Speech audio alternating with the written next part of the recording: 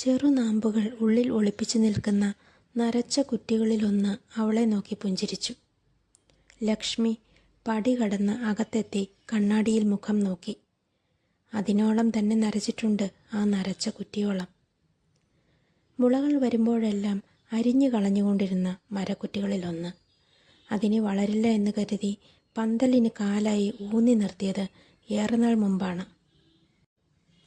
ഉയരങ്ങളിലേക്കുള്ള വളർച്ച നിലച്ചപ്പോൾ അത് ആരും അറിയാതെ താഴേക്ക് വേരൂന്നി. വേരുകൾ പടർന്നു. മഴക്കുളിരിൽ മുള പൊട്ടാൻ കാത്ത് അങ്ങനെ ഗർഭപാത്രത്തിലെന്നോണം അങ്ങനെ അങ്ങനെ ആ കുറ്റിക്കുള്ളിൽ ഒതുങ്ങി.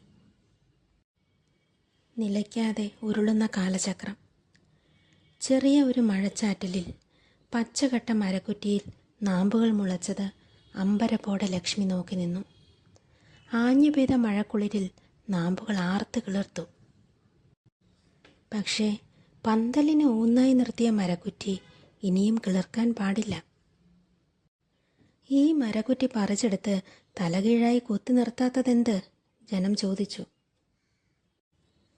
തളിർത്ത നാമ്പുകൾ ഓരോന്നായി അടർത്തി തലകീഴായി കുത്തി നിർത്തി ആഗ്രഹിച്ചതെല്ലാം പടർത്തിയപ്പോൾ മരക്കുറ്റി കണ്ണീരോടെ ചിരിച്ചു.